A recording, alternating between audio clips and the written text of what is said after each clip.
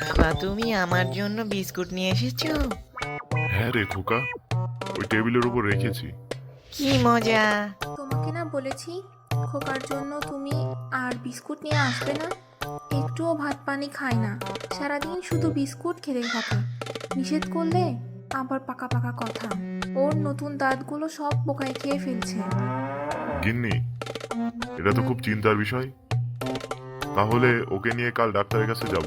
তুমি আগে ওর বিস্কুট খাওয়াটা বন্ধ করতে পারো কিনা তাই দেখো। অবশ্যই করতে হবে, কিন্তু ওর যে বিস্কুট খাওয়া অভ্যাস হয়ে গেছে, এটা কিভাবে বন্ধ করব তাই ভাবছি। খাওয়া দাওয়া শুরু করো।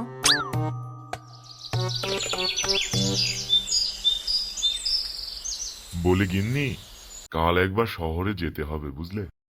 হঠাৎ করে শহরে যাবে কেন? কর্তাবাবু আমাকে ডেকে পাঠিয়েছেন।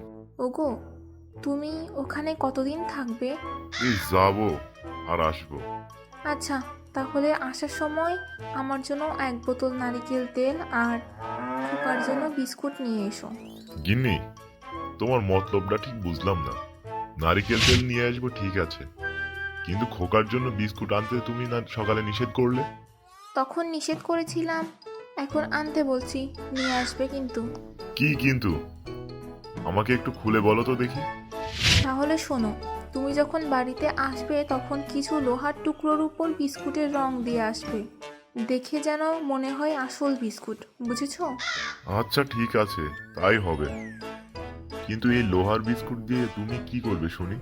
আগে নিয়ে এসো, কাল এর জাদু দেখতে পাবে।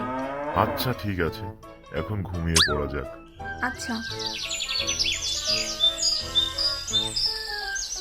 গিন্নি, ও গিন্নি, কোথায় গেলে গো?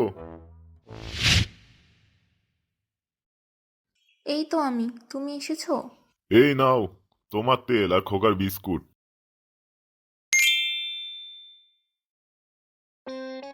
বাবা, তুমি এসেছো? আমার বিস্কুট কোথায়? এই নে খোকা, তোর বিস্কুট,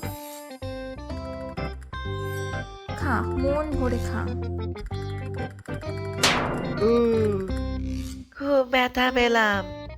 এ তো লোহার মতো শক্ত বিস্কুট। এখন থেকে তোকে এই বিস্কুট খেতে হবে, হারামজাদা কোথাকার। আর কোনোদিন বিস্কুট খাওয়ার নাম করবি? না না মা, আমি আর কোনোদিনও বিস্কুট খাবো না। বাহ গিন্নি বাহ, তোমার মাথায় এত বুদ্ধি! আমি এতদিন নিষেধ করে খোকার বিস্কুট খাওয়া কমাতে পারিনি, তুমি কি জাদু দেখালে বলো। যে যেমন তাকে সেভাবেই বুঝাতে হবে, বুঝেছো? আয় খোকা আয়, বিস্কুট খাওয়া তো বাদ, এখন চল ভাত খাবি। আচ্ছা বাবা।